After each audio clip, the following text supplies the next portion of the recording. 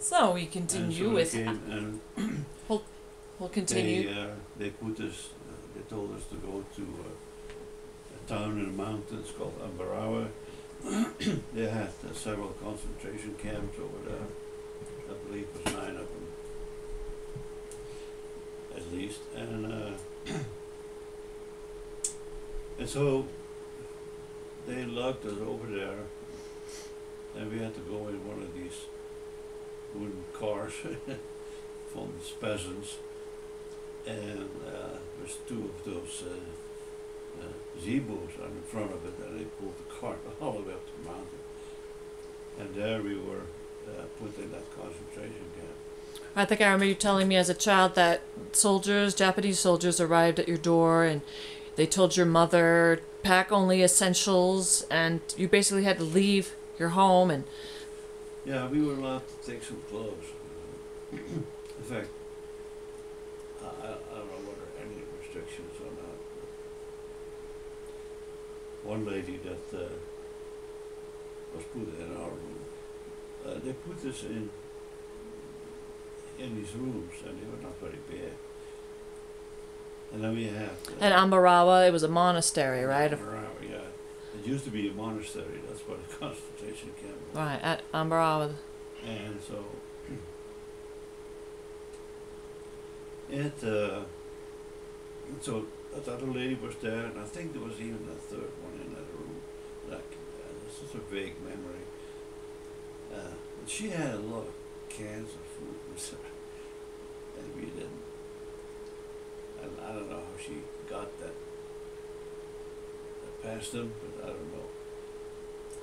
And so food was in the beginning was some food there, and that went down and down. And at one time they gave us a head of a cow for all those 6,000 or 8,000 people. In So that the food supply just dwindled down, huh, to nothing.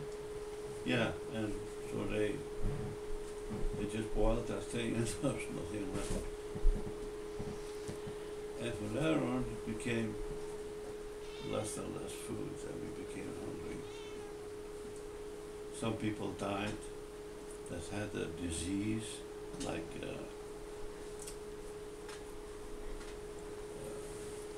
beriberi. We got beriberi from that, yes.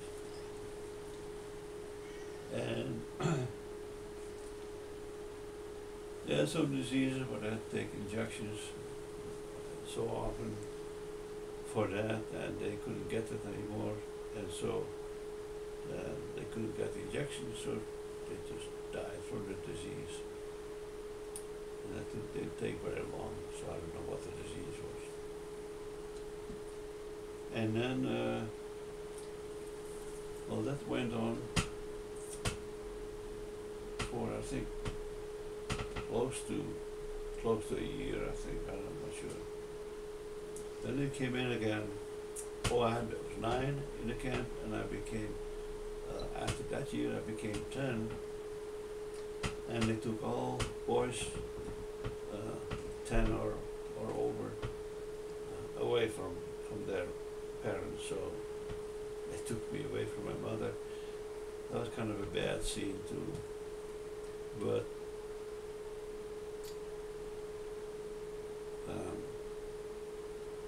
and so she had to leave, and I was left there.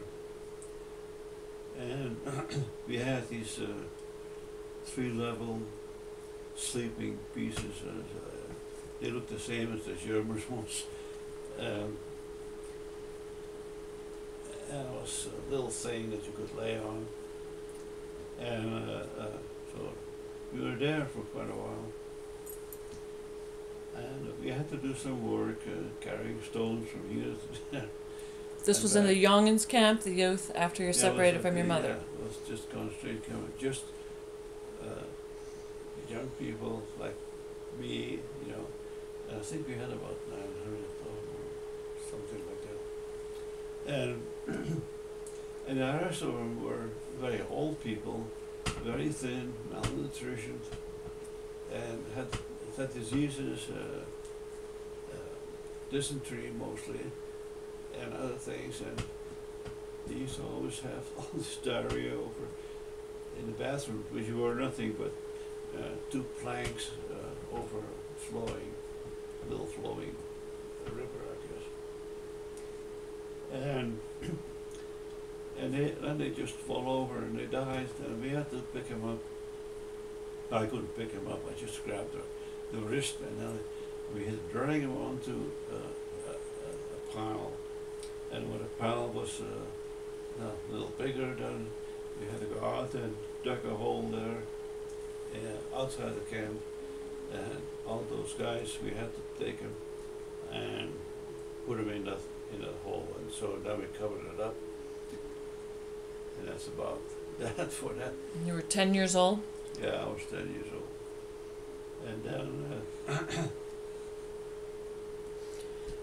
I remember you telling me stories about like some food was scarce, so you stole the pig straw for the pigs, the food for the pigs. That's much later. Okay. Yeah. Or what other kind of things happened in the camp?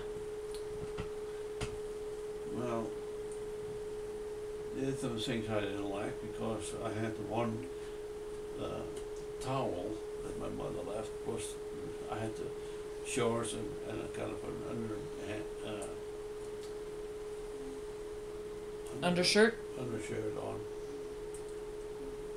and that was it. Now we went out to work, and I came back, and the towel was gone, and they had one little section with a few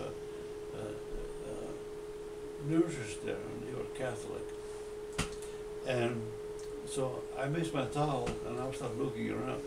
I stayed behind the next day because I wanted to find out what a towel was. And there they were fixing one guy's bed up or mattress up with my towel. And I told them, I said, wait a minute, that's my towel. And they say, no, it's not yours. And I said, look, there's these little holes from the stitching. It says Straub.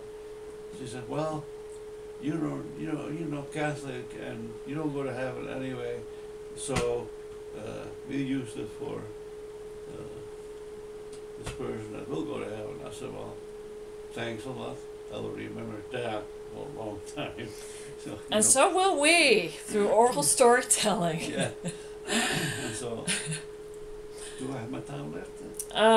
Tell me about, you did get, at a certain point, you did get dysentery yourself. Yeah, and so I went back to my section there. And we had all these bugs coming out. They were pachats and all that kind of stuff. And they used to crawl up on us all the time at night, and they sucked our blood. And then we get up at night. There was one little bulb, and we'd go under that and try and start to pick them off us, and because they were biting and they were itching, and so we put them off. Then we go back, lay down again, but you could feel them all coming back, crawling over my legs, back on my skin. So, well, at some point, having to deal with those older people that died, I got the dysentery, another dysentery myself, probably from that and from malnutrition. And so they sent me into this one barracks, and there were other kids there, and they were all dying from some disease, probably dysentery and all that. And I remember a kid next to me, he says, all these ants are crawling, all these ants, and I said, there are no ants there, there are no ants there. And then after a while he died, And at that point that I was vomiting all the time, and it was so painful. And I thought it was so painful, and I couldn't do it anymore. And all of a sudden, I found myself outside my body, sitting halfway up to the ceiling, and I was looking down on my body, and I felt no pain or anything. I felt great. And I thought, no pain. I felt very light, and I was looking around, and then this big circle came up was a bright light, and then my grandmother showed up in there, and I just remembered her. I didn't remember who the other lady was. And I said, oh, that sounds great, so I was walking towards it. But she says, no, Albert, you have to go back. And I don't want to go back. It's very painful. She says, Albert, you have to go back. And she kept repeating that, Albert, you have to go back. Then I felt this pull, and I was fighting it, and I felt this pull, and she kept saying, Albert, you have to go back. And all of a sudden I found myself back in my body, and I opened my eyes, and they were ready to send me to the morgue, or to the, they told me I was dead, according to them. So I had no pulse, I had no activity, nothing. And so they said, you were dead.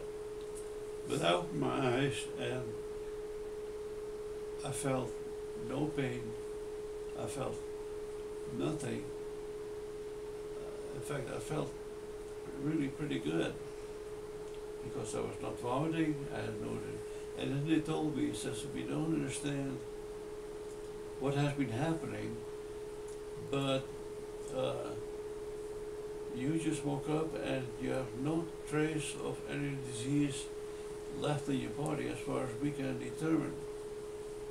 And so I got up and started walking away from it. So that was that. I walked back. Okay, so how did, after that episode, the liberation came? Because it was, the world, Yeah. the war was over. Want to start on that too? Yeah, we'll pause here.